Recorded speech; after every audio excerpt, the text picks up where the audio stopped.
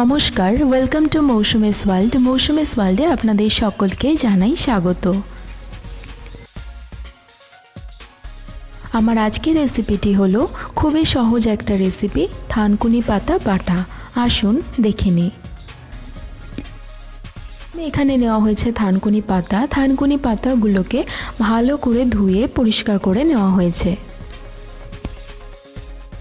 লাগবে একটা কাঁচা লঙ্কা, লবণ স্বাদ মতো। সব পাতাগুলোকে শিলনোড়াতে বেটে নেওয়া হয়েছে। অল্প করে পাতা নিয়ে সবগুলো পাতা এভাবে বেটে নেওয়া হয়েছে।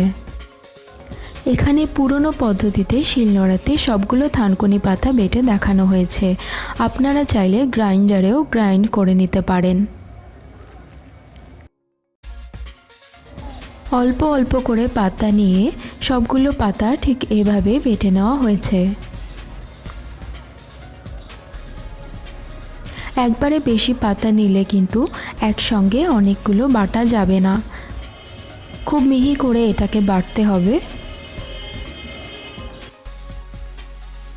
থানকুনি পাতা বাটা কিন্তু খুবই সিম্পল একটা রেসিপি, কিন্তু এর উপকারিতা অনেক বেশি।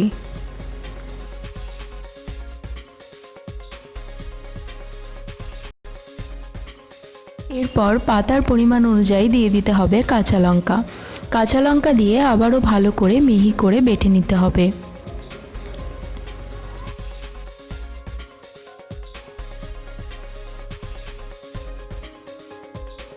পাতাগুলো মিহি করে বাটা হয়ে গেলে এগুলোকে একটা বাটিতে তুলে নিতে হবে।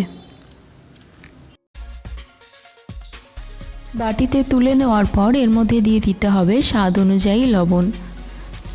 লবণটা দিয়ে আবারও ভালো করে এটাকে মিশিয়ে নিতে হবে। আপনারা চাইলে এর মধ্যে হলুদও দিয়ে দিতে পারেন, কিন্তু এখানে হলুদ দেওয়া হয়নি।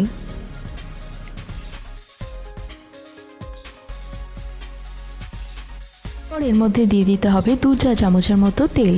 এখানে সর্ষে তেল নেওয়া হয়েছে। তেলের পরিমাণ একটু বেশি দিলে এটা খেতে অনেক বেশি স্বাদযুক্ত হয়।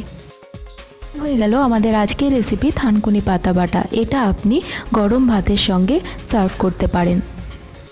আমার আজকের ভিডিওটি যদি আপনাদের ভালো লেগে থাকে তাহলে অবশ্যই লাইক এবং শেয়ার করবেন। আরও নিত্য নতুন রেসিপির আপডেট পেতে আমাদের চ্যানেলটিকে অবশ্যই সাবস্ক্রাইব করুন। এবারও ফিরে আসবো অন্য কোনো নতুন রেসিপির সঙ্গে। ততক্ষণ পর্যন্ত ভালো থাকবেন, সুস্থ থাকবেন। ধন্যবাদ ভিডিওটি দেখার জন্য।